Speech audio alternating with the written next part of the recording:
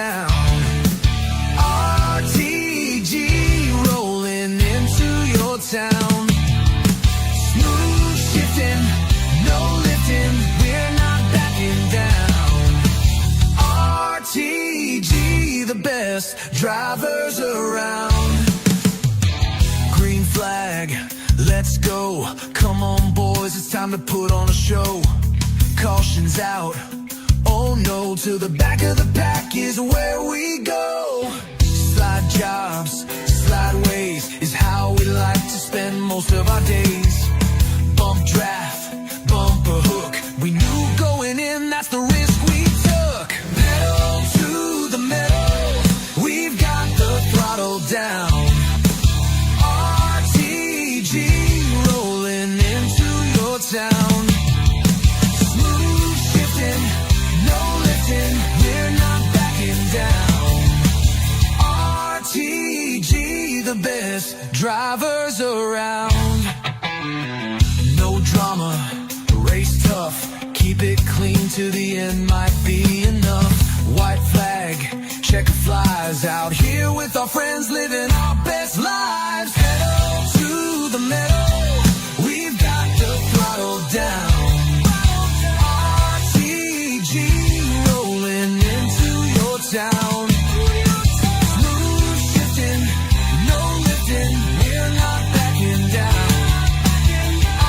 RTG, the best drivers around.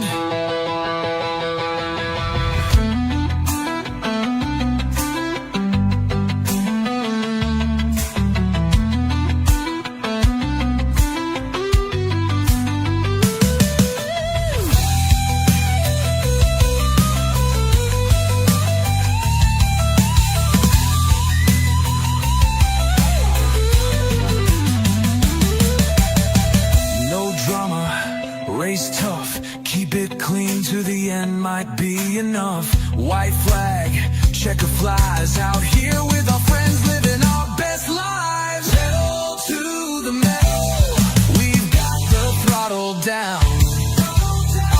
RTG rolling into your town.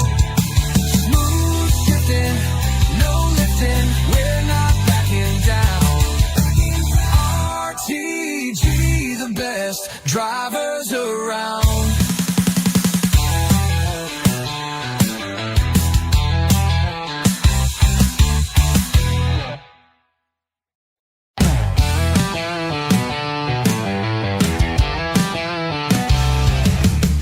Pedal to the metal, we've got the throttle down. RTG rolling into your town. Smooth shifting, no lifting, we're not backing down. RTG, the best drivers around. Green flag, let's go. Come on boys, it's time to put on a show. Caution's out, oh no, to the back of the pack is where we go. Slide jobs, slideways is how we like to spend most of our days. Bump draft, bumper hook, we knew going in that's the risk we took. Pedal to the metal, we've got the throttle down. RTG rolling into your town. Smooth shifting, no lifting, we're not backing down. RTG, the best drivers around. No drama, race tough, keep it clean to the end, might be enough. White flag, checker flies, out here with our friends living our best lives. Pedal to the metal, we've got the throttle down. RTG rolling into your town. Smooth shifting, no lifting, we're not backing down. RTG, the best drivers around.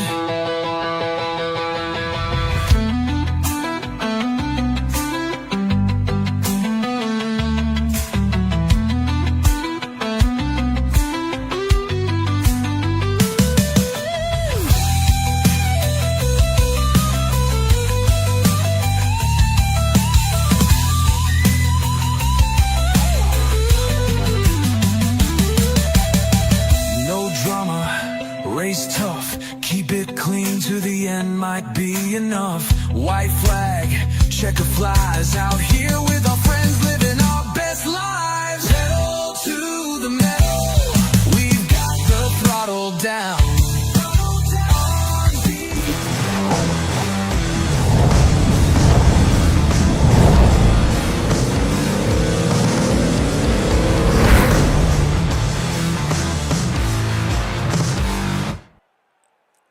Good evening, everybody, and welcome to the Flatout Racing Network's coverage of race number 6 of season 67 of the Rolling Thunder Gaming Aero88 series. As this evening we get ready to go racing in the Midwest at Gateway, getting ready for 100 laps of racing at this 1¼ mile egg-shaped oval. I'm Seth Cole alongside of Jack Mitchell, and Jack, coming into this evening, of course, a couple of weeks ago, we had the privilege of covering some road course action as these drivers were at the Chicago Street Course, but here tonight, a little bit more traditional of a racetrack, but maybe going to be just as difficult as what they were dealing with in the streets of Chicago a couple of weeks ago.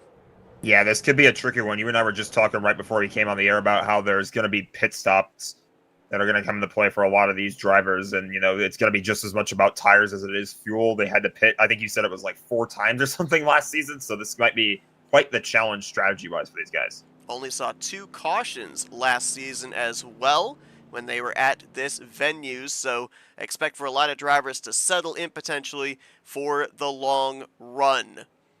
Jeff Supta grabs the pole position, clocking in at a 33.728.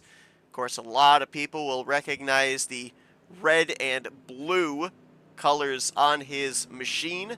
This is a Bob Dixon tribute throwback, actually a paint scheme that Jeff had made for Bob. They never actually connected up to have Bob run this scheme, so Jeff is running it tonight in Bob's honor. Got Grant Wesley to his outside, who's coming into tonight running a 2-race winning streak. Chicago a couple of weeks ago, Dover last week. Josh Metallic, Jim Glaude, Ron Hagelin going to make up the top 5. 17 drivers ready to take the green flag here tonight as we go racing under the lights at Gateway. Flagman letting us wait a little bit longer as now he'll wave the green, and we're racing in race number 6.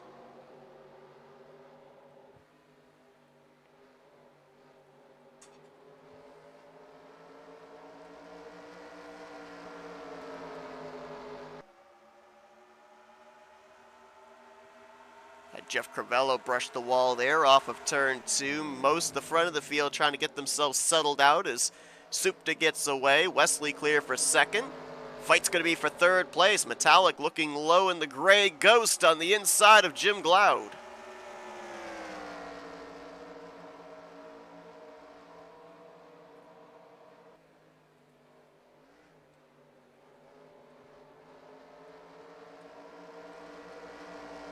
I did not exactly have the preferred line there, and there you go. Metallic going to take advantage of that right away, going to slot into third place, chasing down Grant Wesley.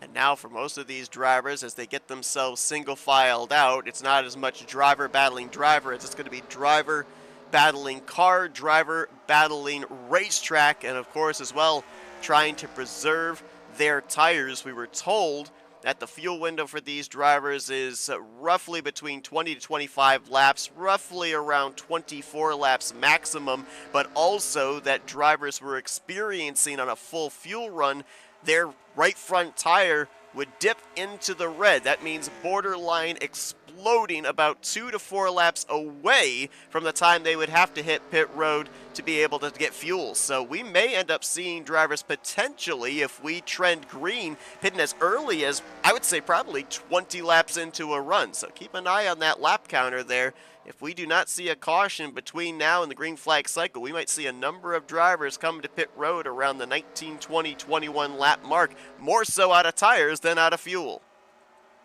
And timing that pit stop is going to be everything, because the last thing you want to have happen to you is you're running down the front stretch and all of a sudden you have a tire going down, because then you have to make it all the way around the racetrack just to get on the pit road safely. Might not be there in time for a caution. You don't want to have to run that risk. So safest bet is to just make sure you time that pit stop properly. You can be effective with it. I mentioned about the fact that Gateway is an egg-shaped oval. Reason why it's called that is turns 1 and 2 are entirely different in how you approach it than 3 and 4.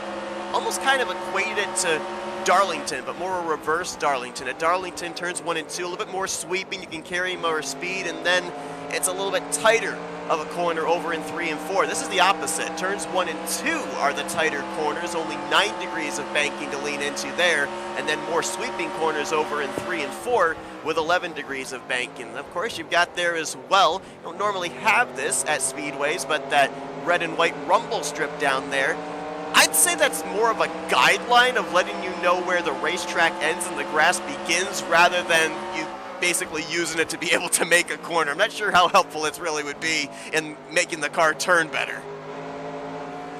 Maybe someone could use it as a guide. It's pretty easy to spot, as I believe the caution is out. Yes, it is. Yes, it is. You see right there the yellow flag waving in the flag stand as Jeff Supta makes his way on by. Looks like some skid marks maybe over there in the entrance to turn 1, and I believe I see a little bit of a buckle on the back bumper of the 711 of John Godfrey.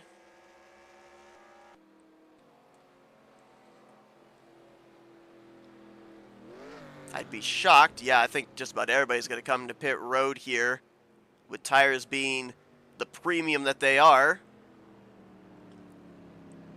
Better to get those tires here under caution than wait and do it under green flag conditions while they make the pit stop. Let's go back and see what happened. Was this just a single car incident with Godfrey, or were there some others involved?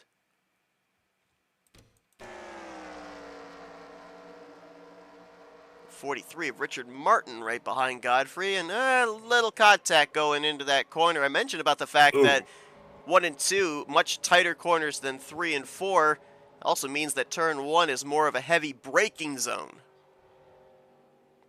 Yeah, you really got to get on the brakes there and don't overshoot that corner. And I feel like maybe there was just a bit of a miscommunication as to what lane Godfrey was in. Let's take another camera angle here. We'll also look at an aerial view. Yeah, the closing rate was so quick. Demar down through the grass there. Doesn't look like he got significant damage, maybe to the right side. Godfrey backing it into the outside wall there. Definitely dinged up that back bumper. Maybe a little bit of left side damage on his machine. Here's the aerial shot. Watch the closing rate.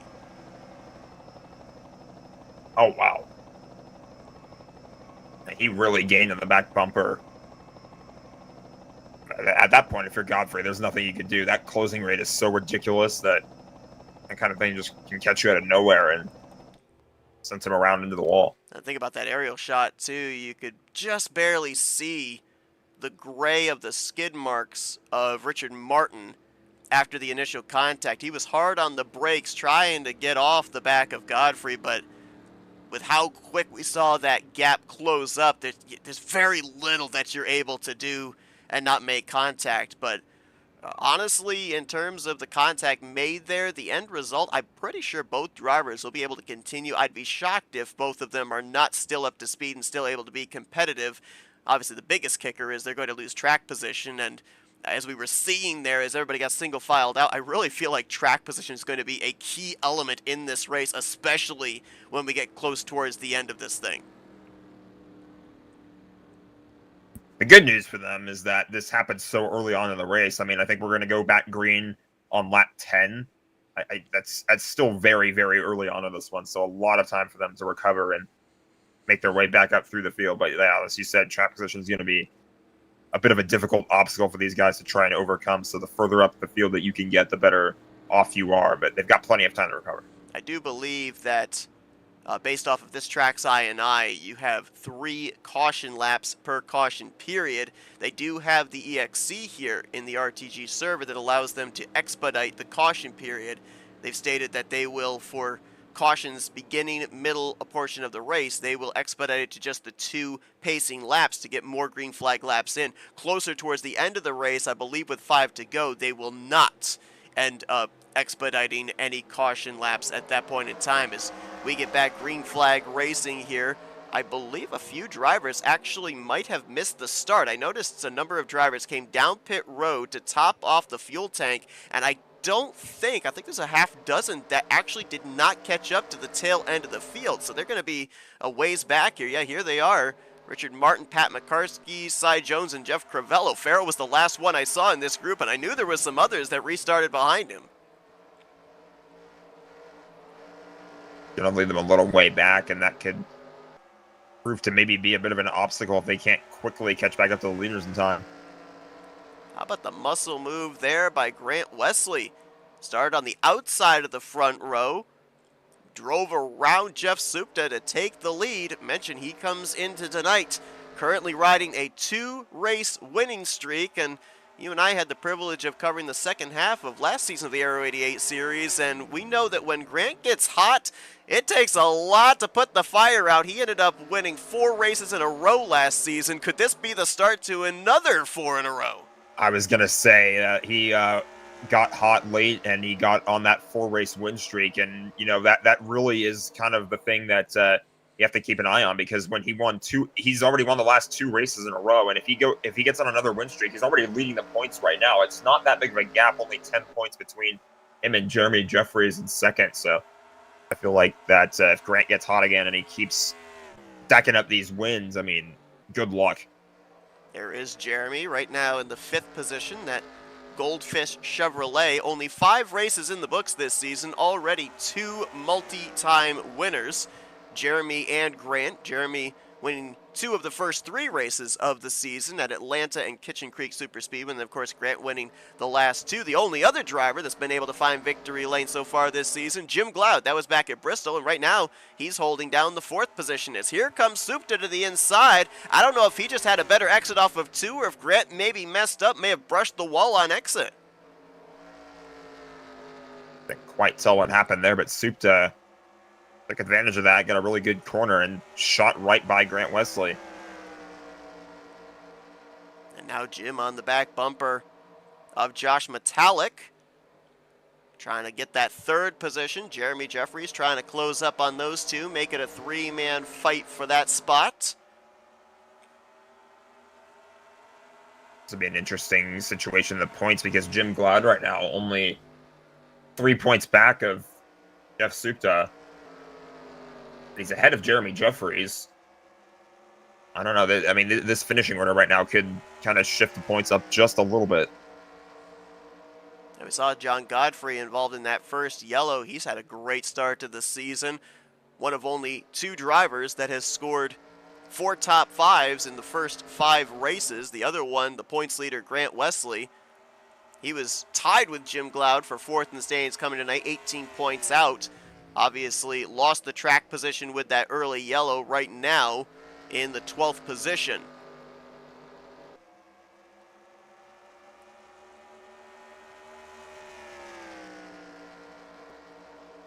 So we went back green at the completion of lap 9 onto lap 10.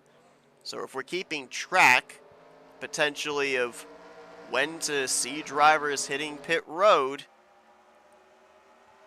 looking more than likely somewhere around between laps 30 to 35. And something that I didn't actually think about here, but when they were coming to pit lane under that last yellow, I'm not exactly certain how difficult it is. I know that for me at least, any type of racetrack where you have an access road coming to pit lane, it is a devil to try and get the car slowed down and not get the right sides out into the grass, have the car spinning around.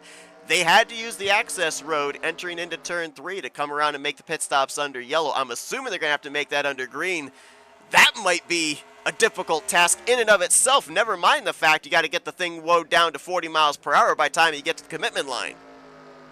Yeah, it's one thing to have to try to do that into turn 4, but it's another thing to have to try to tackle an access road. I mean, that means you pretty much, I think it almost takes hot pitting out of the equation as well, because you got to slow down enough just to be able to make it onto the access road and not spin out while you're trying to make your way on the pit road. So it's going to make life a little bit trickier for these guys. Top 5 have been able to drive away. Andre Mahjong kind of feeling like he's on an island of his own. Car is starting to get a little further away in the windshield. Not much action in the rearview mirror as he currently holds down the 6th position. quite a ways back, nearly 10 to 12 car lengths before you get to Ron Hagelin trying to hold off Dave Melson. That's 7th and 8th place. Andre Charest right now in 9th, and a good battle for 10th. Here's Bob LaChance taking a look on Terry Bombard.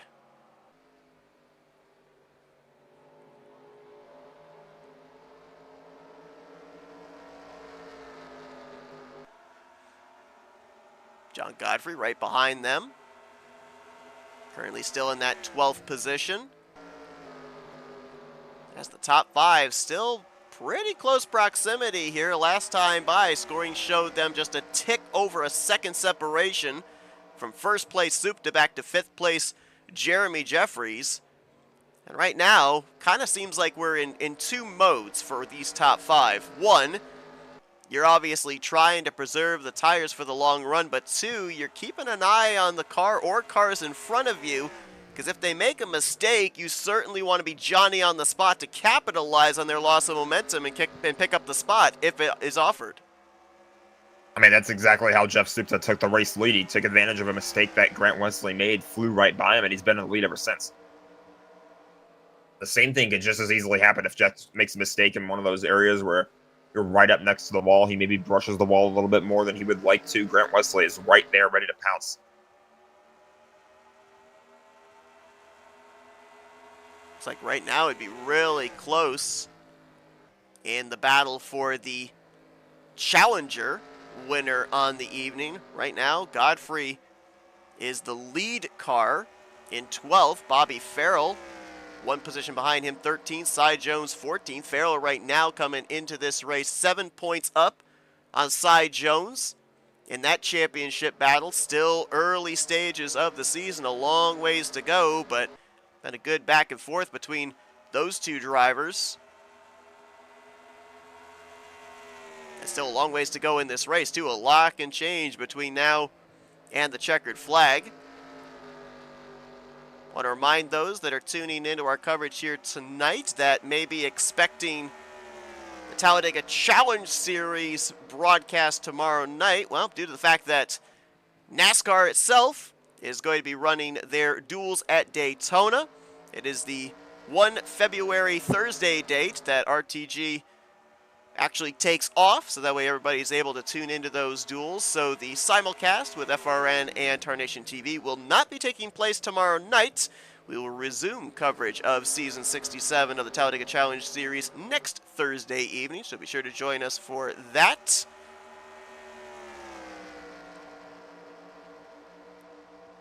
Also got some future broadcasts coming up here as we're going to be covering mods and tracks across the entirety of the racing week here for Rolling Thunder Gaming. We've got, I believe, a couple more, or maybe one more of the Aero88 series races that'll be coming up. I believe that's the finale. We've got some bare bones races that we're going to be covering. We've got another of the Friday night Amish and Survivor Series races that's going to be coming up, and also a couple of iRacing dates as well. So looking forward to those. I believe, if I'm not mistaken, February 17th is actually going to be the first of those. So be sure to tune into that.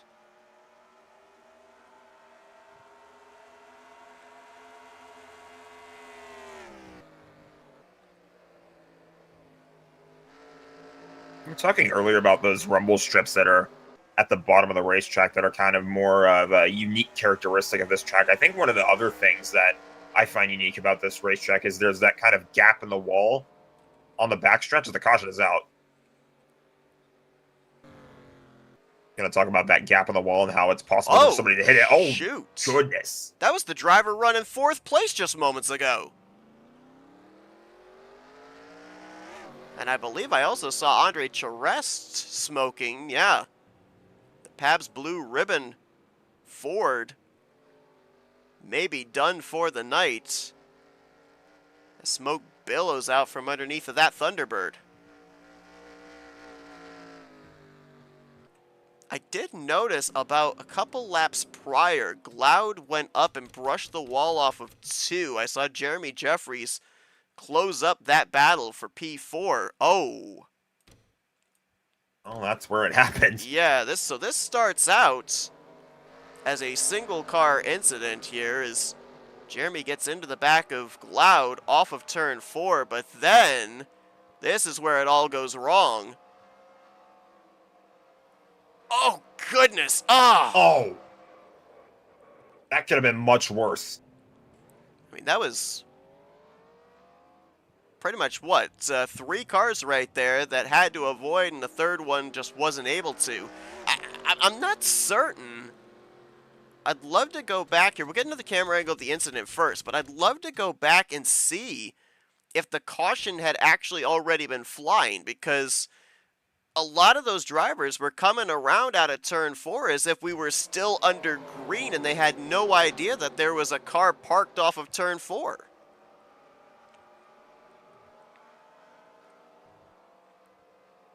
I mean, right there, Andre Mahjong avoids. There's Dave Melson just avoiding, and then there's nowhere to go if you're Andre Charest. Yeah, at that point, you're just going in full speed in that area of the racetrack. There's all of a sudden like a completely stationary car there. I mean, there's nothing you can do. If you swerve to the inside as quickly as you can, odds are you're going to probably end up hitting the wall. So I'm not sure if we can get... So here's where the 72 starts going around. I'm not sure if we can get... Oh, we'll actually use the pace car here. Let's see. Are the lights actually on at this point? They're not. When do the lights come on is when I'm curious. Because I think this accounts for why so many drivers were carrying that amount of speed off the corner. It's not until the 27 comes up on the 72 that the yellow flag comes out. So if that's the case, when the caution comes out, the field is frozen. So that now begs the question, why were there so many drivers carrying that amount of speed off of the corner, not backing it down? I mean, granted, there's about, what, maybe 2 to 3 seconds in between the time the caution's thrown to the time they're coming around out of the corner. So maybe not as much reaction time as one would normally think, but... Yeah, that's definitely a little bit confusing when it's a frozen field, because if it's raced back to the line, then you can understand why, because the leaders haven't made it back to the line by that point, but it doesn't really make any sense why they would just keep carrying their speed like that if it's a frozen field. I don't really know what the logic is there, other than maybe they're just trying as hard as they can to catch up to the pacing line. Well, Jim Gloud, despite that big hit, looks like he is still going to be able to continue. It all really depends on where the impact was to his race car, whether he's going to be up to speed or not. Was running inside of the top 5 at the time of incident, and we already documented has been putting together a great season. Top 5 in the points, that victory at Bristol, but certainly not going to be the result he's looking for here tonight unless circumstances work out in his favor.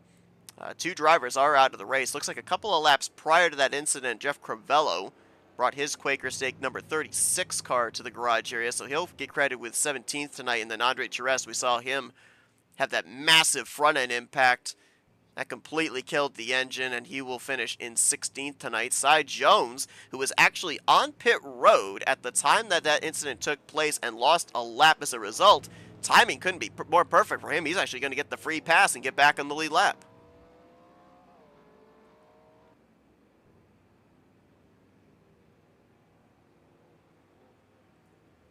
So we're going to get this restart with 70 laps to go.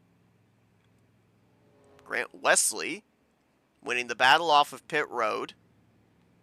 Metallic came out second. Then Andre Mahjong, Dave Melson. Where did Supta go? I was going to say, Supta fell back, I think, to... Oh. Where is that? That's 10th place? I think he might have gotten a black flag on pit road. This looks like an EOL for the 11.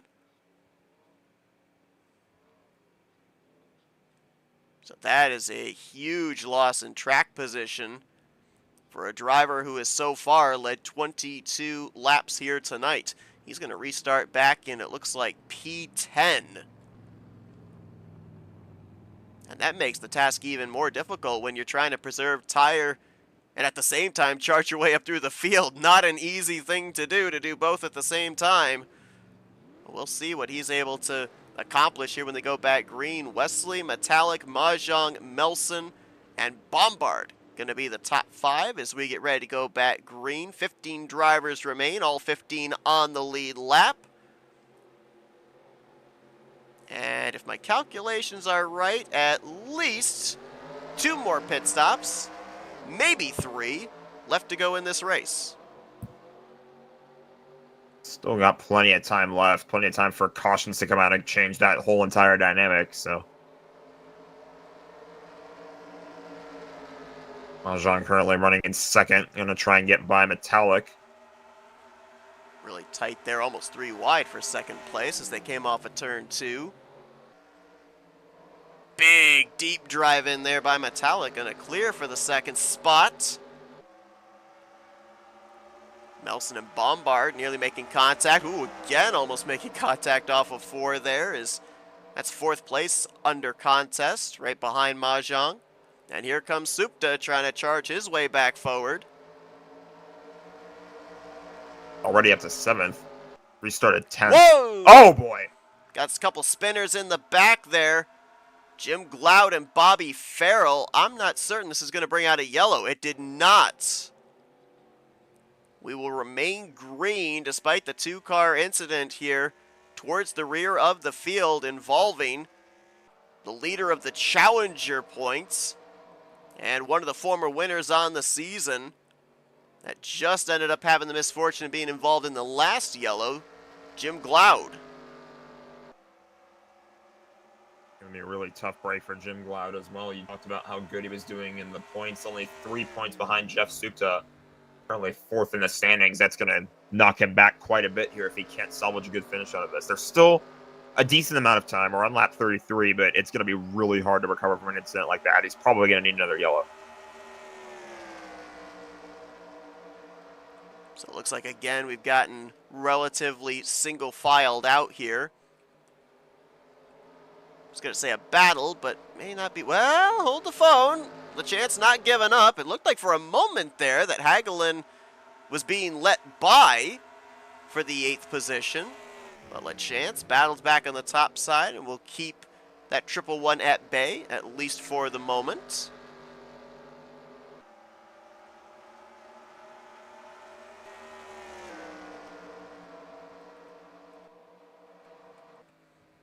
I remember when we were calling that bare bones race a few weeks ago, and we were talking about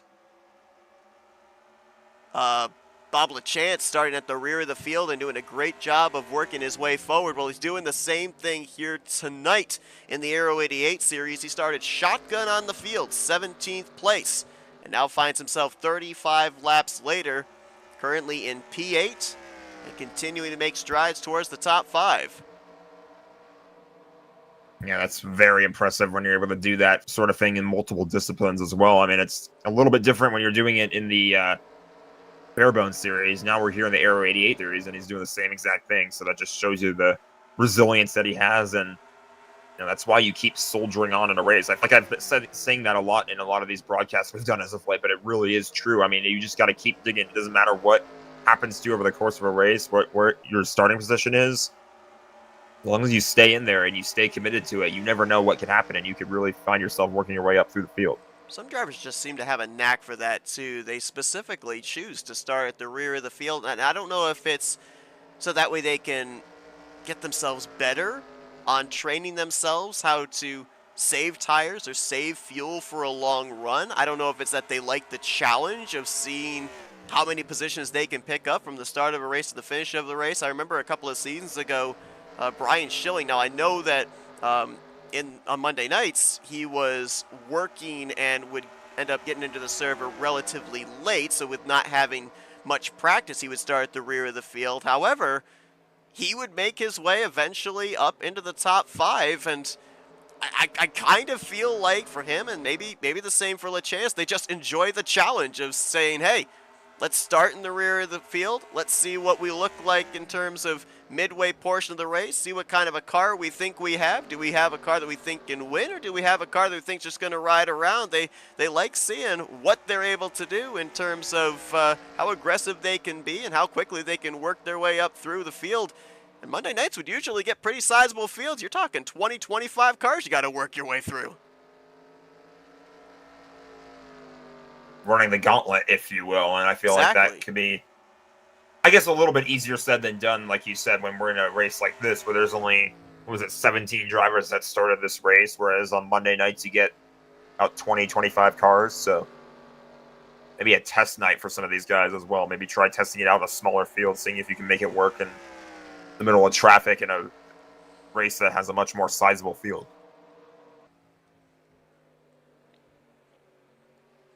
Grant Wesley so far has led 15 laps here tonight, trying to hold off Josh Metallic, and a hard-charging Jeff Supta has now worked his way from restarting 10th after the black flag EOL under the last yellow to 3rd place, trying to close up to within a second of the race leader. So far, holds the most laps led at 22, but Grant's only a few laps away from eclipsing that.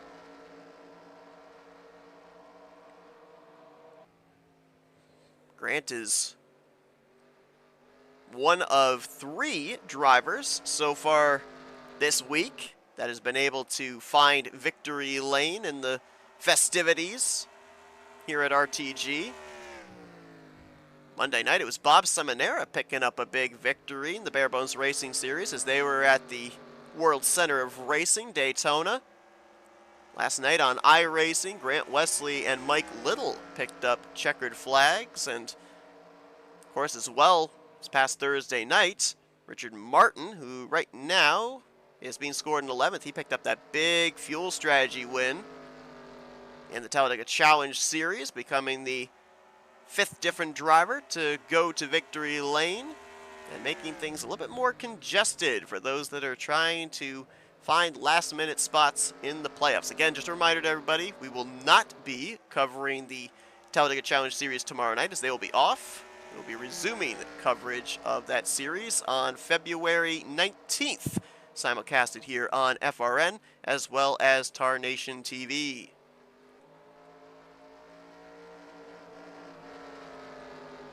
Supta now trying to close up here on Josh Metallic. I feel like Metallic hasn't shown us exactly all that he's got right now. I feel like he has been up here, but I don't think he's yet shown his hand. I think that we're going to be seeing a little bit more out of this 39 if he's up here in the conversation second half of this race. Yeah, he's certainly staying connected with this top 3 right now. I feel like Supta has been the more hard-charging driver, but I think that's been more out of necessity. He feels like after that EOL penalty that he took, he's trying to fight his way back up into the lead pack, try and get as close as he can to Grant Wesley. But Metallic, I think for now, he's been comfortable with hanging on, with kind of staying attached to this top 2, top 3 now as it stands. And as you said, I think later in the race is probably when he'd be a bit more willing to try it, a bit more adventurous things on the racetrack, seeing if he can't try anything to get closer to Grant Wesley to try and at least threaten the race lead. Now, something that's going to be interesting to follow here, we are only a few laps away from halfway. And I think we still have a little ways to go in terms of the fuel window before we'd see drivers head into pit road out of necessity for what they'd need in the tank. Not talking about the tires. But as we cross into the second half of this race too, it would open up the door for drivers to potentially start strategizing this race backwards. I mean, you think about, you know, a potential maximum of 24 laps that you can go. Once we get to lap 52, we're talking that you're probably in the window that you can make it on one more pit stop. Would we see drivers maybe come to pit road that early, or would they, at least on this run, stretch it as far as they possibly can, try and shorten the final pit stop on the night? I think it really just depends on the situation for each driver right now as well. You got to consider where they are at in the points. Do they feel like they absolutely need the best finish possible, or do you think maybe they get it a little bit easy at that point in the race? It might not necessarily be worth trying a huge risk.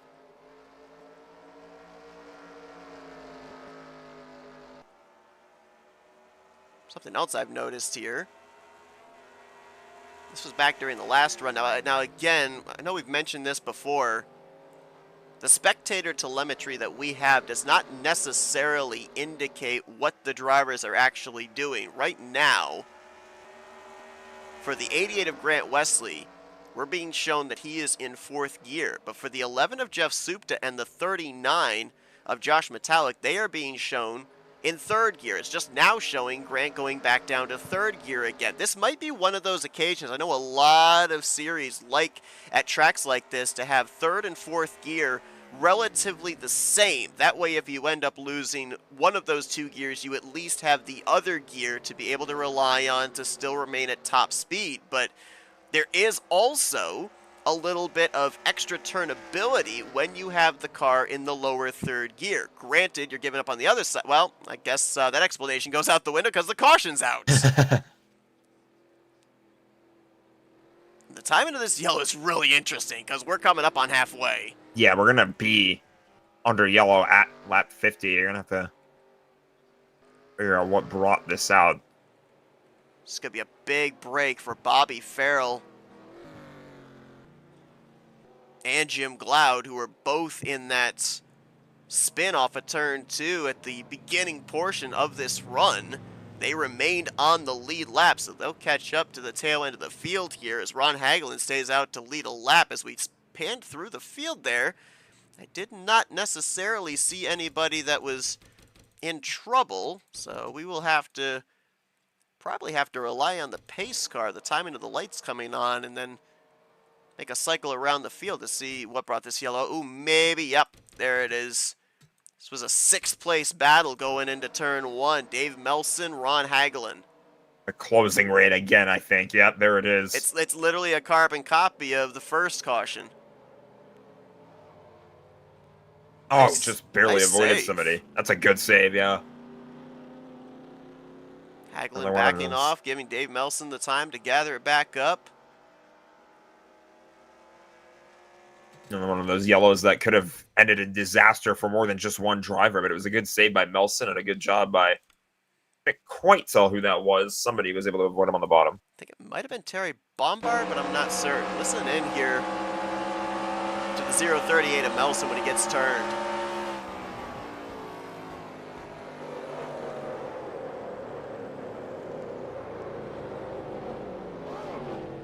Hard on the brakes, wheel turn to the right. Exactly what you got to do when that thing's spinning out. No panic whatsoever either.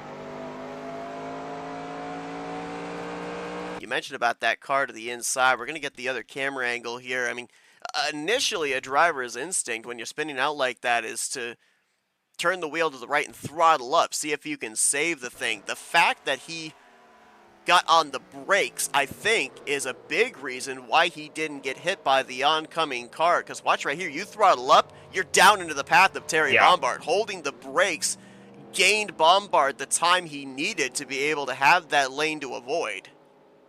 Yeah, it was a really mature decision there. I mean, obviously, it's kind of a panic situation when you are spinning out like that. Obviously, like you said, your instinct is to hit the throttle, try and save that, but I feel like he probably could have pulled that off if it not for there being a car right on his inside that he would have plowed right into. So it was a great decision under that kind of pressure, and it helped him out. It saved his race at the end of the day. Now, we do have drivers on pit road. We'll have to see if they're going to be able to catch up to the field before we go back green. We had an instance earlier on in the race where those that came at the one to green did not catch up and found themselves 5+ seconds behind the race leaders. Grant Wesley is going to be the race leader here on this restart. We've now crossed into the second half of this race. Lap 51 about to be completed. Jeff Supta, nice job charging back up through the field. He'll restart in second with Josh Metallic in third, and Jeremy Jeffries hanging around there in the fourth position. Just prior to that caution, he had gotten around Andre Mahjong for fourth, and his lap times were looking good enough to maybe start reeling in the top 3, so keep an eye on him as well. Mentioned that he and Grant Wesley account for 80% of the victories so far in this young season. All three of the top 3 drivers of the point standings are going to be restarting within the top 4 with the start of this restart here.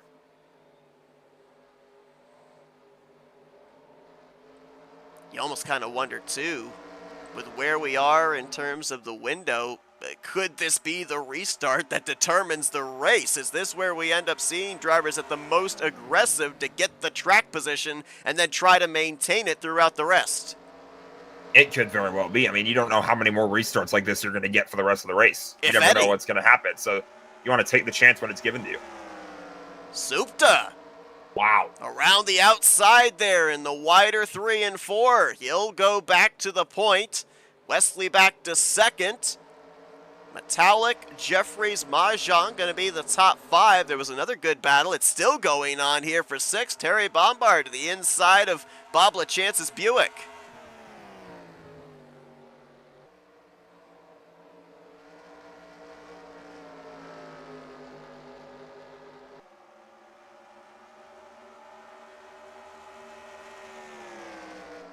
Looks like it's going to be an early night for the driver of the 43. Looks like under that last caution period, Richard Martin brought his machine to the garage area where he'll join Andre Charest and Jeff Cravello. Martin will get credit for 15th place here tonight. 14 drivers still remain. We had no need for a lucky dog under this most recent caution. All 14 drivers all on the lead lap.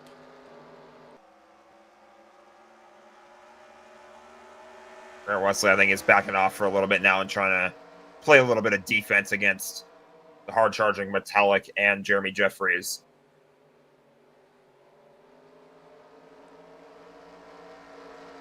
So now the Can't play defense for too long, though. Now the decision's super tough because you gotta try and predict where we're going from here. Is it green the rest of the way? Is there going to be a caution to break this up? If you knew that there was a guaranteed caution to break up the final half of this race, then I think you don't have to worry about saving. You're going to go hard. You're going to try and gain or maintain your track position and basically pit whenever you have to for tires. But if there is no guarantee there's going to be a yellow, we've been given the number 24 in terms of fuel. We've been told that about 2 to 4 laps prior to that, the tire goes into the red. Now, that could be with drivers out there testing, running hard, all 24 laps. If you back the pace down enough, is there a potential window where you can make both the fuel and the tires go 25 to 26 laps and only have to pit one more time in this race? I feel like the driver that's going to be struggling with that the most is obviously going to be our race leader right now. I feel like Jeff Supta, the pressure is on you when you're the race leader because you're using up a lot more of the car than anybody else is trying to stay out front and stay in the race lead. Obviously, I don't think that anything like drafting or anything like that is going to come into play, but at the end of the day... Caution! Well, that changes up everything. That question.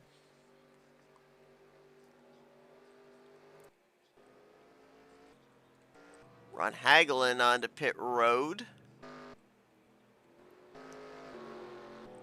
Might potentially have involved him.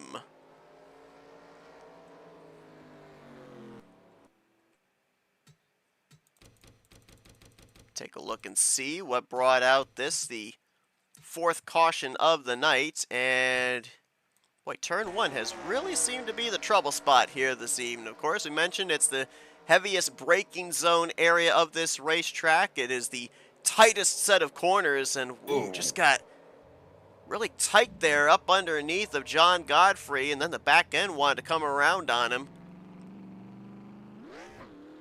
He was already in the process, it looked like, of getting a bit loose there, and then he was trying to avoid that other car, and that's probably why he ended up spinning out. And not really even a full spin there. A nice job of gathering that race car back up. See if we can get this better angle going into turn 1. Watch the back end of the race car here on entry. Right there. I don't know if necessarily you can visibly see the seams here, those 3 seams separating the 4 distinct grooves. I don't know if you get maybe that right rear on one of those seams on entry, if it maybe gets the car a little bit snappy. That might have played into him nearly losing it underneath of Godfrey and then eventually having that little half spin there on the entry of turn 1. But no contact with anybody else, no contact with any objects, so just come down pit road, put some fresh tires on it and head back out, although it looks like Hagelin actually might be done for the night. I'm okay, a little confused about that. I do know that they have a policy where if you bring out a caution, it's an EOL penalty, and if you bring out a second caution, I believe it's a park. But I thought that was if it was for incidents. He didn't make contact with anybody, but whatever the case, looks like Hagelin's going to get credited for 14th, and oh boy. Looks like we've ended up having an engine failure here under pacing as well. A driver who's been up in the top 5 all night long, the 27 of Andre Mahjong. Looks like mechanical issues have just plagued him and taken him out of this race. Let's see if we can spot anything here. He never left his pit stall. Problem on pit road? What happened? Maybe when he was trying to refire the car leaving pit road? Everything looks fine here. It looked like he overshot his pit box from this angle ever so slightly. And then he tried to get back into it. You can see where that's where all that smoke came from. Wasn't the engine yet. The car's in reverse at this point in time, and then right... It's almost like he could never reshift the car out of reverse.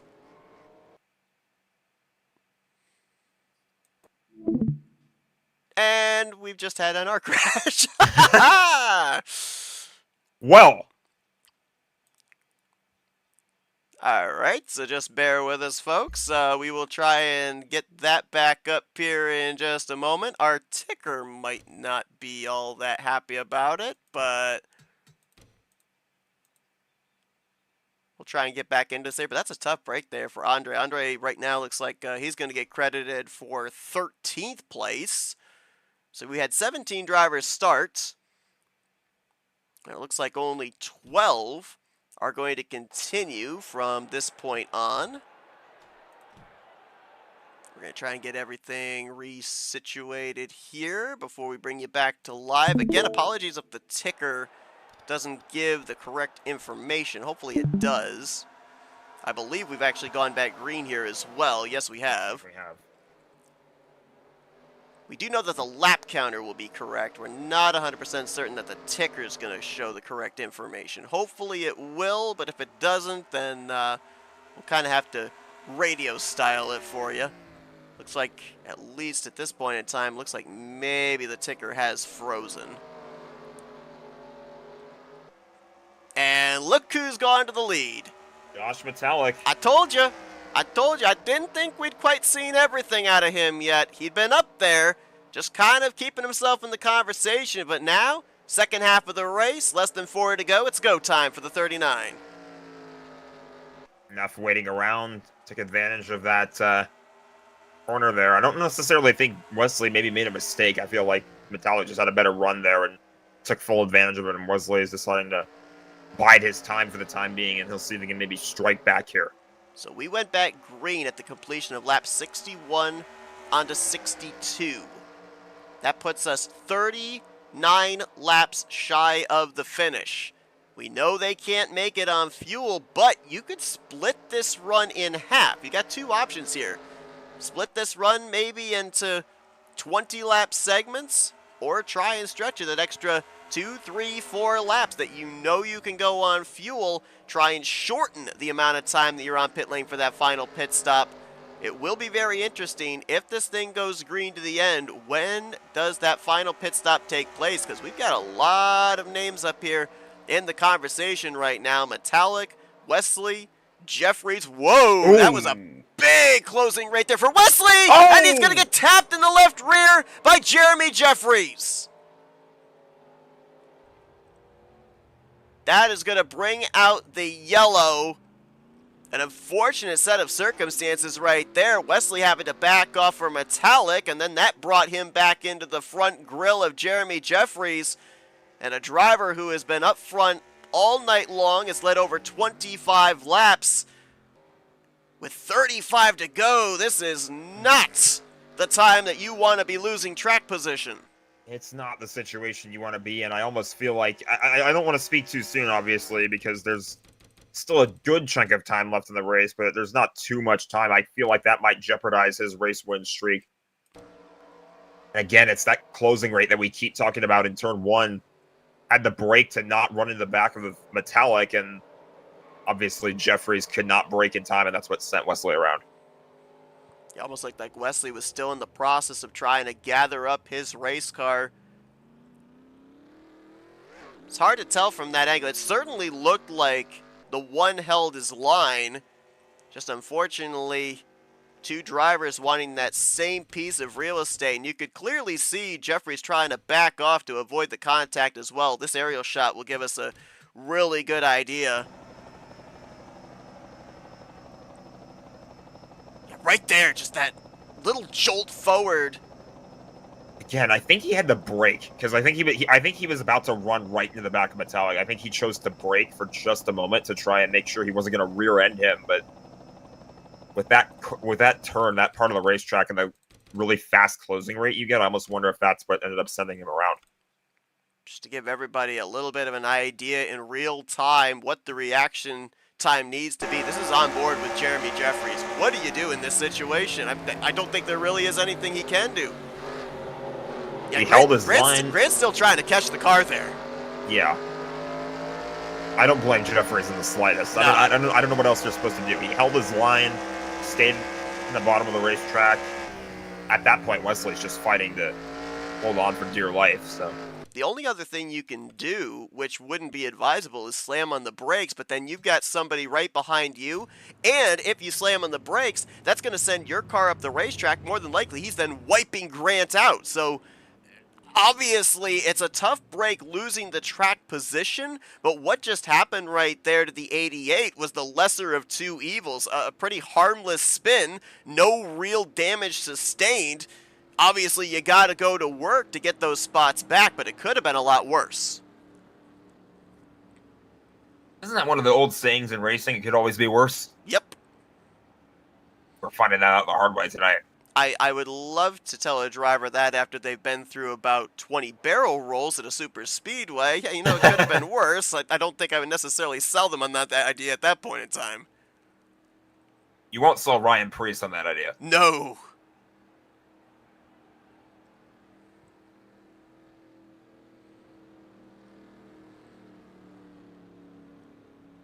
So Jeff Supta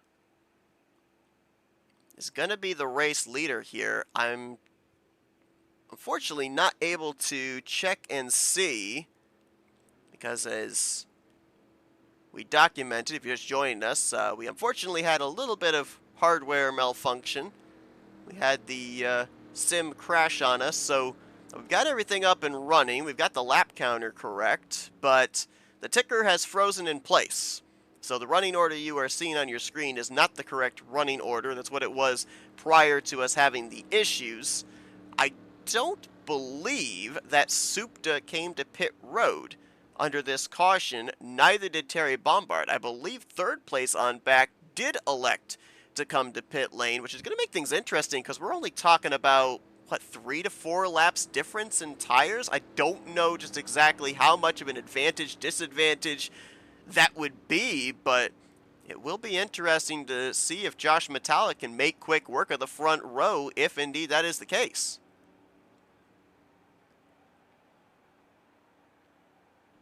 Certainly one to keep an eye on. Also, of course, we're probably going to be keeping our eyes on the 88 of Grant Wesley as well. Going to try and push forward again through the field as he restarts in 8th place. Did not lose a whole lot, but obviously that will certainly hurt his track position, and it could end up hurting his points lead as well if Jeremy Jeffries is able to come away with the race win, but he's currently kind of stuck back here in the same area of the track with him. So I don't know if they're necessarily thinking big picture just yet, but never know what the mindset's going to be. They're going to share the same row. Going to be inside outside of row 4 on this upcoming restart. Jeff Supta right now the highest driver in the point standings that does not have a victory. 15 points in arrears to Wesley and only 5 points behind Jeremy Jeffries, looking for that first win on the season in that Bob Dixon tribute paint scheme. So far, currently would have the bonus point for most laps led, and we're going to be just north of 30 laps to go here tonight at Gateway.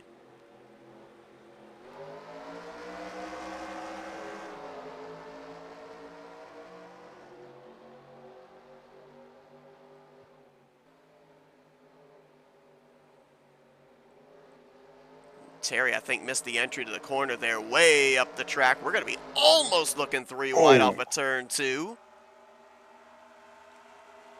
Metallic clear for the runner-up spot, though. What can he do with Supta? Only a couple laps difference in what they've got underneath them in terms of tires.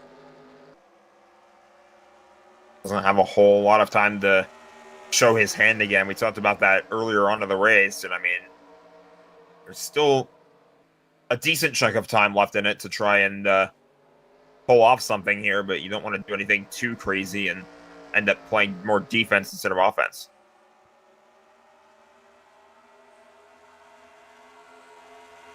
Talk about somebody that's done a great job of sticking it out tonight. John Godfrey, I believe last time by, was scored in the 8th position. He was our first yellow of the evening. Top 5 in the point standings. And he's been soldiering on here tonight. I think he just gave up a spot to Jim Glaude, but we mentioned he's top 5 in points coming into tonight. After that first yellow, you know, there are possibilities of thinking he might drop out of the top 5 in points, but don't count him out. Right now, he's in 9th place, looking for a top 10 run. As a matter of fact, if John Godfrey is able to finish in the top 10 here tonight, he'd be the only driver to score a top 10 in every single race so far here in season 67.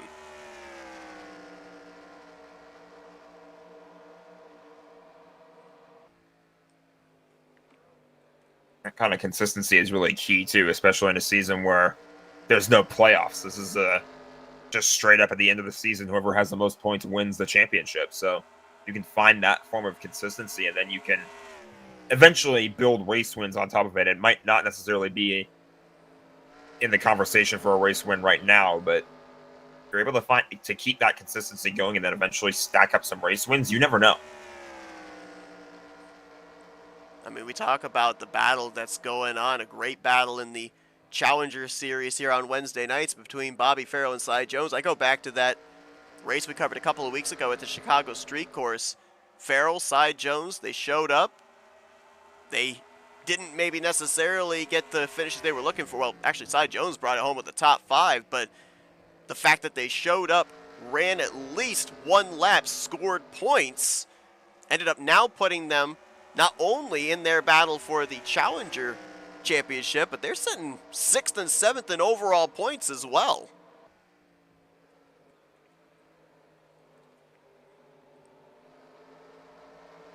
But Terry Bombard here. Those older tires hanging on for both him and Jeff Supta. 1st and 3rd. Trying to hold off Jeremy Jeffries and Grant Wesley. Terry putting together a great run here tonight, and that machine is trying to score another top 5 here on Wednesday nights.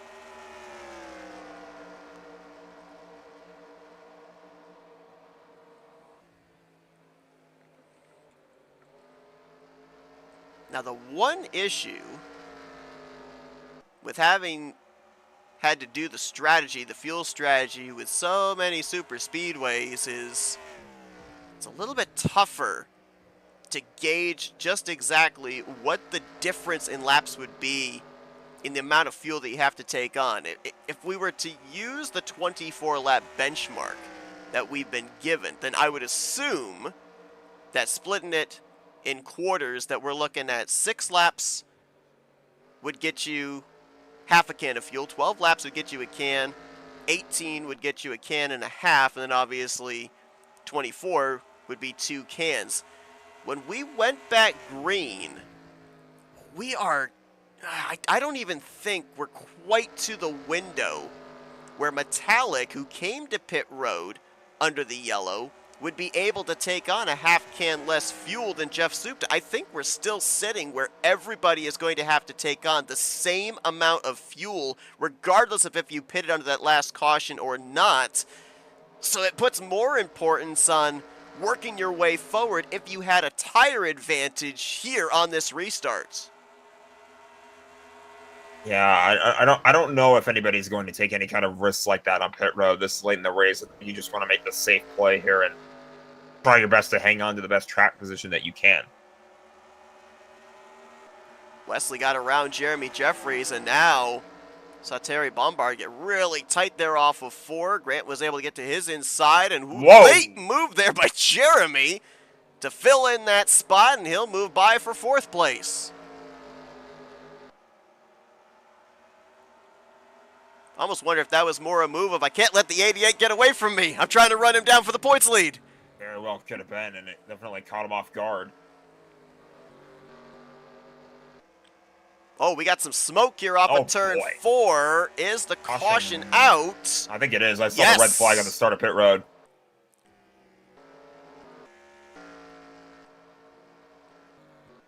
Maybe the 197 of Pat Makarsky, not sure. And I was just about to say that we had passed over the window where the next pit stop would get you to the checkered flag.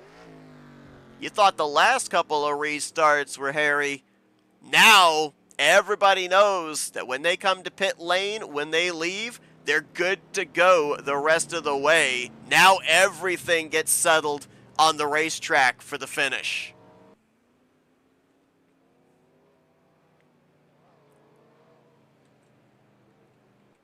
Like only one set of skid marks there off of turn 4. Let's see if it was just a solo car incident for Pat Makarsky. Looks like he's going to join the list of drivers. Looks like it's now going to accumulate to a half dozen out of the race. Pat was running in the 11th position on the lead lap. Gets down on that rumble strip, and it looks like maybe that got the car a little unsettled.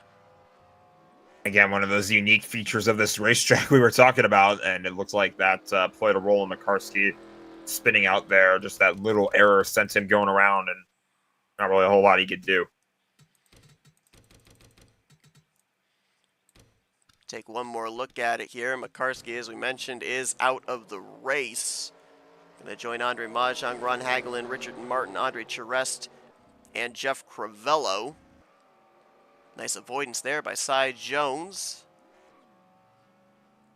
And with a little help from the outside wall, able to keep that Red Panda Racing 197 machine pointed the right direction and drive away from the incident. We saw the smoke lingering as the leaders then made their way into the exit of turn 4. So that's going to leave us now with 11 drivers remaining. And this restart is going to be with less than 20 to go.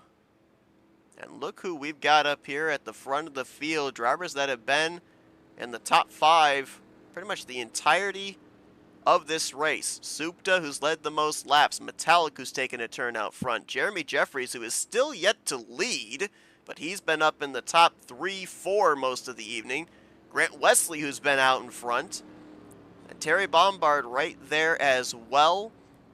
Dave Melson still in the conversation. Jim Gloud still there. Don't count him out. He's had an adventurous night, but he's still 7th. Bob LaChance currently in 8th. Bobby Farrell, John Godfrey going to be your top 10. Cy Jones looks like he may have come to pit road. He'll try and catch up here to the rest of the field. Final driver running in the 11th position as we get ready to go back green. And now I think we're beyond tire saving. I think if we were borderline blowing our tires about 22 laps into a run and we're going back green here with 18 to go, it's full send at this point in time. It is. It absolutely is. Throw a blanket over this top 4 or maybe top 5. Just let them have at it. I don't think anybody's thinking about tires as much as they're thinking about the checkered flag right now. Supta Metallic looking for their first win on the season. Jeffries and Wesley looking for their respective 3rd victories here in season 67. Green flag back in the air. Going to be 18 to go at Gateway.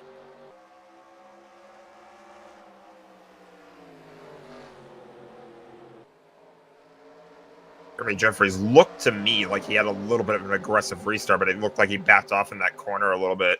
He was trying to make sure he gets it there. With how many incidents we've seen in that part of the racetrack today, I feel like he maybe played it just a little bit more safe. Supta did not get Metallic cleared off of 2, and we've seen drivers be able to use this outside line through 3 and 4 to clear for the top spot. Nearly contact between them there as Supta was riding up the track a little bit. That little bit of muscling Metallic up might have been exactly what he needed. He'll go to the point, but here comes Grant Wesley. Did you say that the 3-in-a-row streak was in jeopardy? I don't think so. Maybe not. Metallic, I mean, it looked like it was in jeopardy for sure at the time, but there was plenty of time left in the race still. There still is. I mean, it's not that much, only about going to be 15 to go next time we get by the start-finish line here, but there's still plenty of time for Wesley to try and make a move for the win. But you see Jeff Supta there down the front straightaway, a little IndyCar lining there, making sure that that outside line of Grant Wesley didn't get a little whiff of draft. They do run with CTS physics here on Wednesday nights, so the draft is a little bit more prevalent in straight line speed. He was making sure that Wesley did not get any kind of draft to close up the gap between him and the driver that has 2 wins and is leading the points.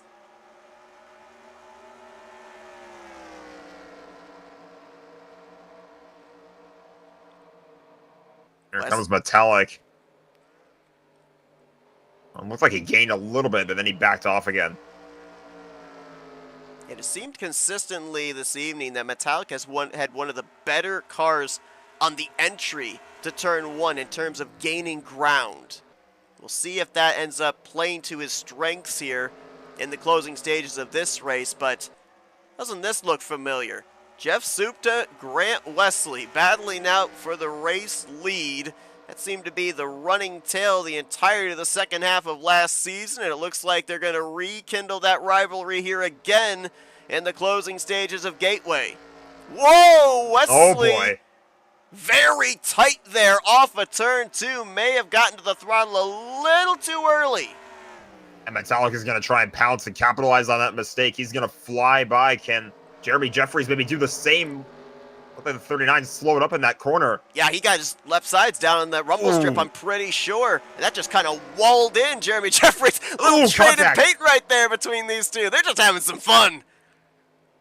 They're duking it out for second place. I feel like that's what you want to see right now if you're Jeff Supta. These guys battling it out for second. They're going to be too worried about that to try to overtake you for the race lead. Leaning on each other again. It's a test of wills right here. Who's going to get second place?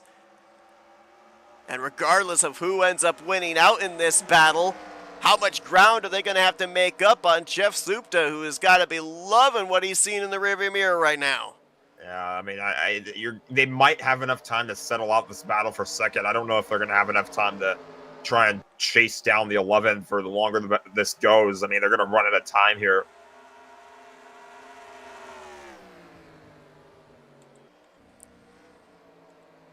He shoots the inside, and I think Jeffries decided to back off there and take it a little bit easier for now. I think he might have realized, too, that if they stay in line, they kind of work together for a little bit, they might have a better chance of catching up to Supta. Apologies for the mistake there. Had the replay screen up this whole time. Missing out on some good battling here for the second spot. That now is going to turn into a battle for third place, as Metallic now going to set his sights on Jeff Supta. Terry Bombard, Dave Melson, 6-car pack right now here at the front of the field. This next time by, we will be at 10 laps to go here at Gateway. And, ooh, Jeremy got really close to the rumble strip there. Through 3 and 4, trying to shorten up that corner a little bit, get back to the bumper of the 88. Metallic is gaining. Won out that battle for second, and now he's slowly but surely closing up on Jeff Supta. I mean, this is not over.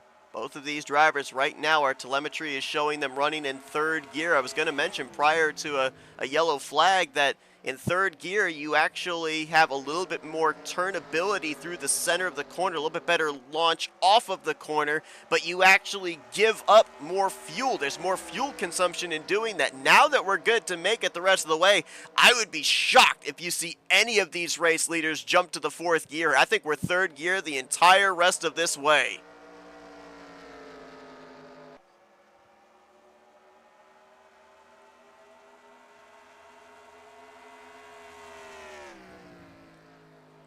Now, obviously, you're not going to have quite the rubber underneath you later in this run than you did when we went back green. If you're Josh Metallic, is there a particular area of the racetrack you have singled out that if you've got the opportunity, you're going to make the move? I almost wonder if it's right here in turn 1 where he's been so aggressive on entry, but then you got to think back. That's been the trouble spot all night with a number of drivers having that massive closing rate to the driver in front of them, resulting in contact. Yeah, it would certainly be a huge risk, but that risk might end up being what he might have to do to at least make a dent on this race lead here. I mean, if he's going to do anything, it might be in turn 1, but again, it's just such a big risk because of all the trouble that we've seen, that closing rate.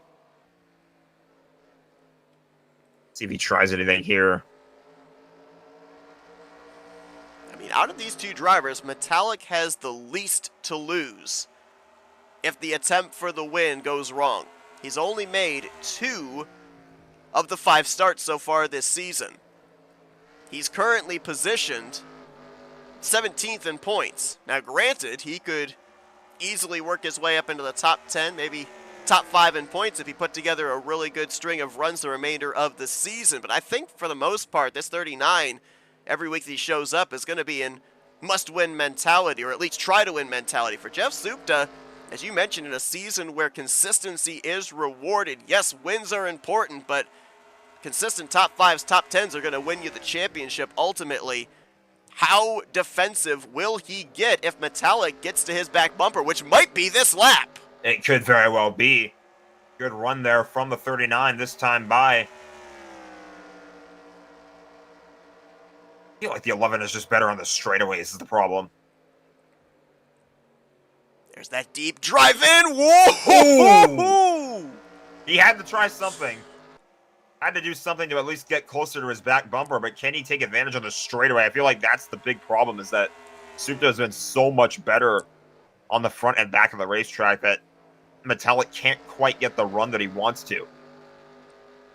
Oh, that last time by through that section of corners, Metallic was really good through the center. That time, not quite as much. Got his left sides down the rumble strip. Maybe he wanted that gap. Let's see what he can do of closing it up here into 1. I mean, he gained, but it just wasn't enough. And I feel like this gap right now, that's all Supta needs, because he's been faster on these straightaways that it feels like can't quite. It almost feels like there's like a bubble of air between those two cars. I mean, Metallic usually has been about, 2 car lengths back when they go into 1. He closes up to a car length when they exit off of 2. Do you maybe just, show the nose down the back straightaway, force Supta to look in the rearview mirror, maybe have that mess up his entry into turn 3, even if you're not planning on making a move? I mean, yeah, I mean, it's one of the sayings that I remember in racing. I don't know who said it, but it's stuck with me for a long time. If you can't pass somebody, at the very least, worry them to death. And I feel like that's what Metallic has been doing to Supta this whole time. He was really wide there off of turn 4, trying to get all the straightaway speed he can, but he is losing ground to Supta. 2 laps to go here at Gateway. Does Metallic have anything left in him? Trying to close up here through 1 and 2, but it looks like now either he's used up his stuff or Supta has found something in the last couple of laps, because the gap maintains about 2 to 2.5 car lengths. And the gap has definitely increased, but from everything that I've heard Jeff Supta say, he is definitely going to be sweating until he sees the checkered flag. Well, there is the white flag in the air, so race is going to be official. Still about 2.5 car lengths back to Josh Metallic. He started this race from the pole, had to overcome a speeding penalty to work his way back up to the front. He's led the most laps here tonight, looking to go coast to coast for his first win of season 67 in the Bob Dixon Tribute Throwback. Jeff Supta is going to get it done here tonight. Pole to win. Supta will take Gateway.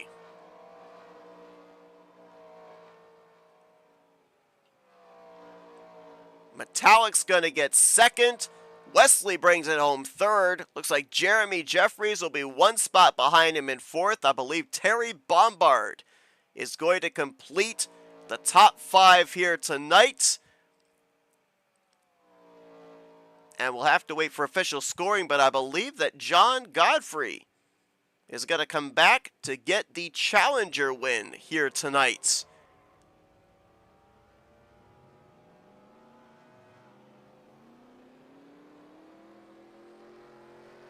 What a battle there at the end. Supta having to hold off Josh Metallic. Wesley and Jeffries in a fisticuffs for third in the closing stages, as that points battle is going to continue to be close between those two. Supta may have just stomped his footprints firmly into that title picture as well with this victory. Of course, 5 bonus points for winning the race going to be headed his way also. And he was, I believe, I think he was only 5 points behind Jeremy coming into tonight. So it's going to be super close between those 3. Supta, Yeah, 5-point difference. Yeah, Supta, Jeremy, and Grant, they're going to be super, super close going into next week, as they'll be at another Midwest Speedway, the 1.5 miles of Kansas.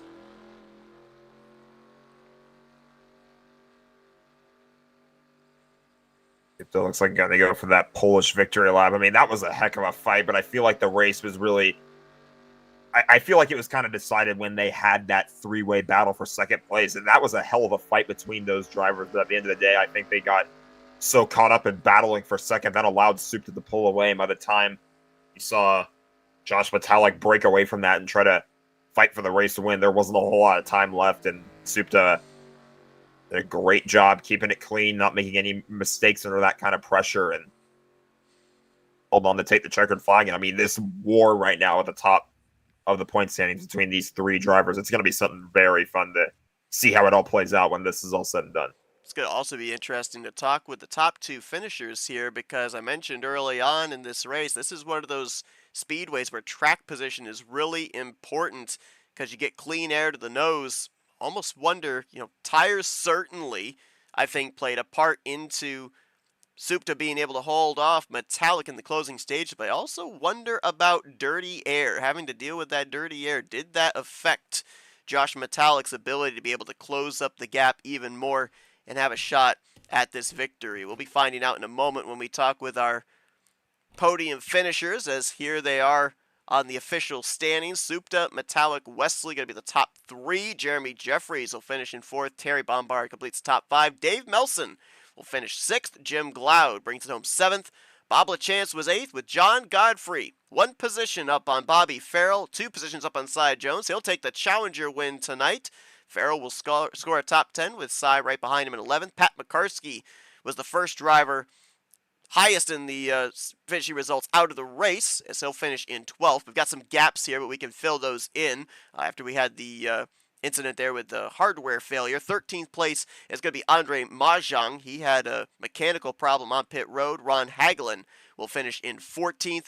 Richard Martin was 15th. Andre Charest in 16th. And Jeff Crivello finished the rest of the 17-car field here tonight. That's going to take us into our FRN post-race wind down.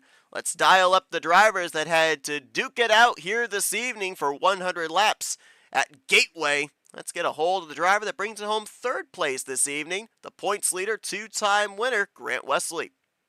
User was moved to your Hey, channel. Grant, the guys up here in the FRN booth. You got a copy? Yeah, I got you. Crazy race here tonight. We knew this racetrack was going to be challenging just based off of what we were given for our pre-race notes. The drivers not only having to deal with battling each other, having to battle the race car, having to battle the unique configuration of this track, but also fuel and tires were going to be a major concern. We saw a lot of drivers have to overcome some adversity tonight, including yourself. Had that contact that spun you out from second, able to battle your way back up here towards the front of the field. But how important tonight was track position in being able to not only maintain where you were up at the front of the field, but then eventually as well have to really fight tooth and nail to get that track position back? I mean, track position's always nice. I've definitely been on tracks that are harder to pass This one wasn't bad. You know, it had two very different corners. Um, it's a lot of fun to race on and drive. I went to the back and Jeff went to the back, and it didn't take long to kind of get back through the field. So, I mean, I'm not going to say track position was everything, but it definitely helped. But yeah, late in the race, man, the top four guys, Jeff, Josh, Jeremy, and myself, we were all pretty closely matched. So, the key to being able to pass somebody is to get a run on them on the exit of the corner and kind of beat them to the next end. And it was just tough to do it. Man, I had a ton of fun racing Josh and Jeremy so hard in the last 20 laps. We got that restart. I knew Jeff starting on the front row. I knew he was going to be tough to beat. He was pretty much a class of the field. So I was racing those guys hard. I cranked the aggression all the way up to 100 and burned the right front off of it. In fact, burning off to the point where my tire went red in the last corner as we came to the checkered. So I gave it all I had. But yeah, congratulations to Jeff on the win. Yeah, I was going to mention there's some gray and black paint on the right side of the left side of your car that I don't think belongs there. We saw that really good battling there, a little trading paint between you and Josh for that second spot. I want to ask too. Obviously, this race ended up going through several different periods where it was looking like maybe, just maybe, we were going to start having to strategize for green flag pit stops, and then a caution would come out and the script would entirely flip. We eventually got to the point where you guys knew that you were good to make it the rest of the way on fuel. How difficult was it in terms of strategy there, especially middle portion of this race, to know just how much to push it, not knowing if you were going to get bailed out by a caution or not? Yeah, there was one point in the race, I think it was like 50 to go, 50 or 51 laps to go, and we had a restart, and our fuel window was about 24 laps. You could run, if you went 24 laps, you were running out going across the line. So at 51 laps, it's going to be razor close, and I thought maybe I could save a little bit. So on that run, I was thinking about saving fuel. Otherwise, you're pretty much using your tires up as quick as you're running out of fuel. So, to play any strategy was going to be very difficult in either case. Well, we mentioned about the fact coming into tonight you had a lot of momentum, back-to-back victories at the Chicago Street Course, the Monster Mile last week. Obviously, I know you would have loved a three-peat tonight, but hey, a third-place performance still keeps you with the points lead going into Kansas next week. We talk about in this series where there's no playoff system, yes, wins are important, but consistency is important as well. You can't be too disappointed with a podium finish here tonight because the momentum train's continuing to roll. Yeah, this is old school NASCAR here on Wednesdays. It's the old point system. Consistency is king on Wednesdays. So, yeah, top three, that is ultimately my goal. I love to get those wins, kind of more importantly to keep other people from getting them, because of that, the extra points you get there. But, yeah, I'm thrilled with the top three, and we'll take it. Well, Grant, a great run for you here tonight. Solid finish on the podium after having to overcome a little bit of adversity midway portion of this race. Congratulations on the great run. Best of luck next week at Kansas. Before we let you go, floor is yours for thank you sponsors and shout-outs. Yeah, I just want to thank the top dogs around here, Sean, Jeremy, Josh, and Jason, for keeping the lights on. The admins here on Wednesday, Jeff and Ron, appreciate everything they do. Really having a lot of fun with this series. FRN, thanks to you guys, Seth and Jack, taking time out for us. I really appreciate it. My teammates with XFM, my friends and family for watching, and my girlfriend Brittany. And congratulations to Jeff once again on the win. That's Grant Wesley. He will indeed carry the points lead into next week at Kansas. Still quite a ways to go here in season 67 of the Aero88 series. Congratulations on the great run tonight, Grant. Best of luck the remainder of the season. Thanks. Let's see if we can now get a hold User of the was driver moved that out brings of it your home. channel. Second place here tonight. Gave it everything he had in the closing stages of this race. Let's dial up Josh Metallic. User was moved to your Hey, Josh, channel. it's the guys up here in the FRN booth. You got a copy? I got you guys. I'll tell you what.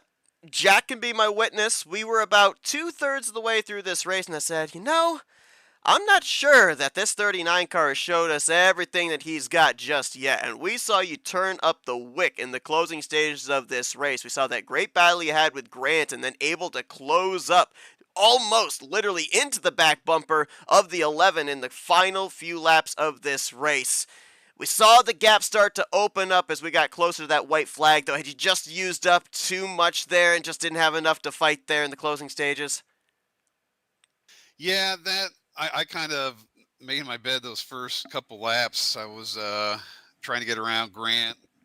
Grant had help from Jeremy, and I kind of had to use my stuff up more than I definitely wanted to, just to get up behind Supta. And he may have had better tires the whole time. I don't know where he was at, but yeah, I was the first run of the race. I really tore him up, and I was like, I never got really a full run in practice, so after that, I just kind of, rode and let guys drafts pull me up, and was trying to save pretty big. And the last one, I figured there'd be a caution at some point. I didn't want to be in third or fourth and just have to pass them later, so I used up some tires to get by them. I knew Jeremy had a little bit of damage. I don't know if Grant did or not, but yeah, I got to Supta, got close, but he's so tough to beat. He's so good at saving tires. So glad I made a little bit of a show there at the end.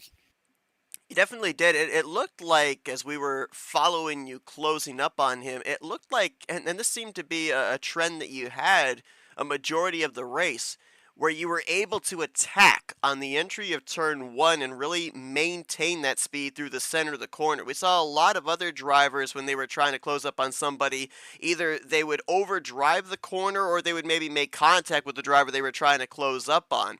What was it that you were able to find during the course of the race that allowed you to kind of have a strength there where other drivers were having some difficulty? I don't know. I think I felt like I was better in one, and a lot of guys were better in three. I was able to dive in there and apply enough brake where it wouldn't really wash up, and if you slid the tires, it was just killer because it was 3x. So any mistake was just amplified. So I would try to get hard on the braking, get a straight shot in, not let it wash up, carry through the turn, and it worked. But as good as I was in one, I think I was lacking in three. So it all kind of evened out with those guys at the front. Well, this track, 1.25 miles in length, we talked about two unique sets of corners here from 1 and 2 to 3 and 4, but we also documented the fact that a draft does come partially into play with these rather lengthy straightaways, and it is CTS physics. How much does aero tightness actually impact these cars at this racetrack? Did you feel that at all, especially as you were running in the wake of the 11, the closing stages? Yeah, it's funny. There are times when you're in maybe a small group and a track like Michigan or California, the last guy is having to drive harder. You think he's got the most draft, but for whatever reason, the physics, he has to drive a little bit harder. And then other tracks, third place feels like they're getting pulled around. Second place feels like he has to scrap for everything. This one here, it felt pretty good whether I was, second, third, or fourth. It didn't seem as aero dependent. It seemed like it was pretty equal no matter where you were. A lot of times you don't want to be the last guy in a group just because you're using up more of your stuff. So yeah, it felt pretty good wherever I was at. I just like I said, was riding around trying to save tires, and got to the end and used them up. We saw a lot of drivers have to work their way from the rear of the field back up to the front. 39 was not one of those cars, able to stay up front all night long in the conversation for the victory here tonight. I know you would have loved that one spot better, but a great race overall put together, Josh. A solid P2 here under the lights at Gateway. Congratulations on the great performance, and before we let you go, floor is yours for thank you, sponsors, and shout-outs. Well, thank you. Yeah, first off, thanks to Jeff Supta, Ron Hagelin, running the Wednesday series. Great racing, great tracks. Definitely enjoy it. Always love our Thursdays, but I love a challenge of a technical track. So Mondays and Wednesdays. Guys can definitely come out and have some fun. Sean Prime, Jason Sheck, some of the other owners. You guys in the booth, always love to go back and watching these things. Thanks to everyone that's donated, be able to put on stuff like this, showcase Monday and Wednesday racing, and all the drivers, each and every week showing up. So appreciate everybody. That's Josh. And good job, Souped on the win. Sorry to cut you off there. That's Josh Metallic. He brings it home solidly. Second place here tonight at Gateway. Congratulations on the great run, and best of luck next week. A little bit more Midwestern racing at Kansas. Sounds good. Thanks, guys. Josh Metallic, a solid outing User here was this moved out of your evening, was channel. trying to run down this guy for the checkered flag, but his first trip to victory lane in season 67, let's dial him up down in victory circle. Let's get a hold of Jeff Supta. User was moved to your Hey channel. Jeff, it's the guys up here in the FRM booth. You got a copy? I do, yeah. Tell you what, a lot of drivers here tonight had to really work for the positions that they finished. A lot of drivers having to work their way through a lot of traffic at certain points in this race. You were no exception. I'm assuming it was a black flag under a caution period that sent you to the back. We saw you restart as far back as 10th position. Didn't take you long. I think maybe 5 laps into that run, you were up in P3 already, up in the conversation to get the race lead back. But then once you got that clean air, never gave it up. You had the 39 and Metallic bearing down on you. How much were you sweating, or did you hold a little bit back to have some tire left to be able to fight just in case he got to you? Well, before we address that fight, yeah, the pit, I totally missed pit road and didn't pit because as an admin, you're doing things and you're thinking, and I totally missed pit road. So I had to go around the second time by. So that was stupidity. As far as when I saw Josh and I think it was Grant in my mirror side by side for a few laps after lap, I knew that I just needed to sustain and hold the distance and try not to beat up my tires. So if they were beating them up, I would have something at the end. And then, yeah, Josh came up fast, started getting a little aggressive. So I think the last 5, I just did the best I could to get away from him. We knew that when that last caution came out that you drivers were good to make it on fuel. However, Grant said in that battle with Metallic, we got to the closing stages and his right front was borderline red. Now, we were told that around 20 laps into a run, that was probably where drivers are going to deal with that issue. Was that any concern for yourself as you were trying, as you say, to maintain that pace ahead of the 39, or were you pretty good in that regard? No, my tires were fine because they were racing side by side and I was able to take it easy on the corners. So no, my tires were fine. Although I think it was maybe third to last run. We were just at the end of the run, about to do pits. My tires went red with 7 to go still left on the thing. So I hit my thing to pit and the caution came out right then and saved me. Oof. So that, yeah, so many twists and turns in this race. That fell my way. Thank God. We talked about the fact coming into tonight, you were the highest driver in points that had yet to net a victory here in season 67. Now you can scratch that off the bucket list here. Not only that, but with the 5 bonus points for winning, the 3-way battle right now going into Kansas, less than 11-point separation between yourself, Grant, and Jeremy. This has been a back and forth tooth and nail fight here with just the first 6 races and still a lot of schedule to go. We got Kansas coming up here, Minnesota in a couple of weeks' time. How easy is it to be able to, look at these racetracks and think, I have a strategy for there, or is it basically you have to take it week by week? Because as you said, in the case here tonight, literally the timing of a caution ended up being a difference maker into whether or not you would have maybe pitted when a yellow came out and been trapped a lap down, or given up track position, or being able to maintain the track position in the closing stages.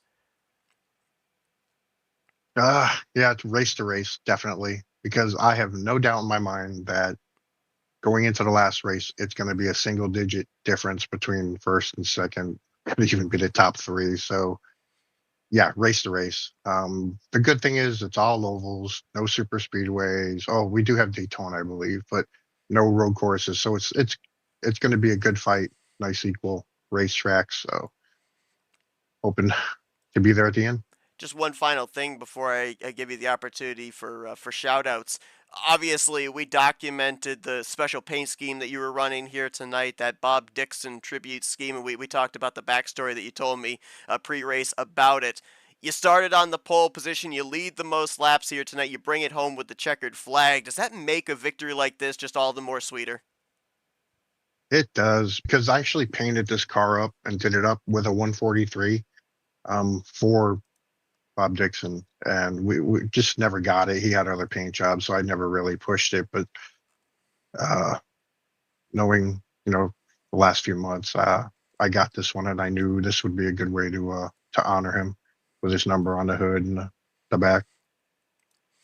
Well, it's pretty cool to get to see this car burn it down, do that Polish victory lap there as well, and pretty cool to see it parked in victory lane. Jeff, we'll let you get back to your celebrating here in just a moment, but before we do, floor is yours for victory lane. Thank you, sponsors, and shout-outs. Now, this one's just for Bob Dixon and his family, and we miss him, and he's part of our family. So this is for him. Well, Jeff brings it home with the victory here tonight, his first of season 67. He'll look to continue to add to it next week at the Kansas Speedway. Congratulations on a job well done here tonight, coast to coast at Gateway, Jeff. Thanks. See you in a few weeks. Jeff Supta User bringing was moved home out the of your victory channel. here tonight, becomes the fourth different driver to find victory lane here in the early 67th season of the Aero88 series. And as I alluded to, what was the gap? I think it was 15 points between Wesley, Jeffries, and Supta coming into tonight. Wesley still has the points lead, but it's 9 points back now to Supta, 11 points back to Jeremy Jeffries. And you look at some of these racetracks we've got coming up here. We know a little bit about Minnesota Motorsports Park. Obviously, the mile-and-a-half racing at Kansas Speedway. There are going to be some very interesting tracks coming up where very easily these three drivers that are on a tremendous hot streak could find a bump in the road and may need to gain the momentum back. Yeah, I mean, the points battle, it's just getting closer and closer. And if one of these three drivers ends up having a mistake, the other two are going to be right there ready to pounce, assuming they don't run into a speed bump of their own. So, I mean, the adaptability to different racetracks, I think that's a key factor in how far, the further along we get this season, these drivers are going to have to make it run as good as they can. If I can get the words out right, they can make as little mistakes as they possibly can. There's going to be a lot of pressure going forward. Yeah, you heard Jeff allude to it. Minnesota Motorsports Park in 2 weeks' time. That'll be the next broadcast we'll have here for the Wednesday night series, the Aero88 series. So looking forward to that one. We got a pretty full slate next week in terms of broadcasts here on FRN. We'll be kicking things off on Monday night as we will be bringing you the Bare Bones Racing Series. They'll be at the 1997 version of Atlanta.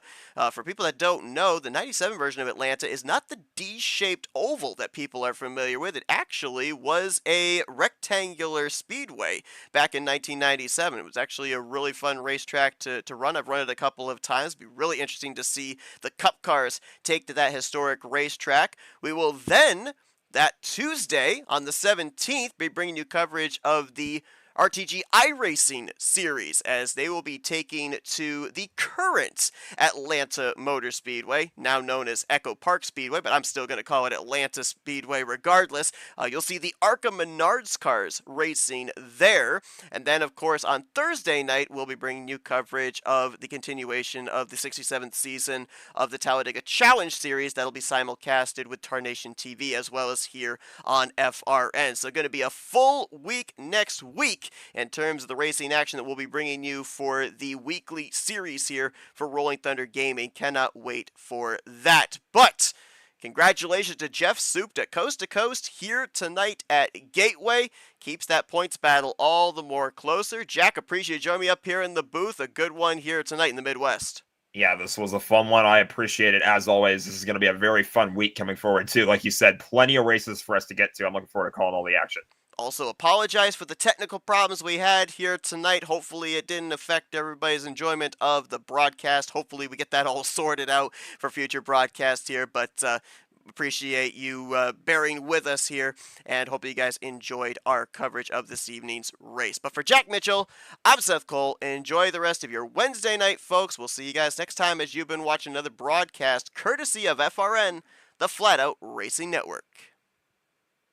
This broadcast is the copyrighted work of Flatout Racing Network and may not be rebroadcast, retranslated, or used in any form without the express written consent of Flatout Racing Network and iRacing.com Motorsports Simulations. Flatout Racing Network would like to thank you for your support, and we hope you enjoyed tonight's broadcast.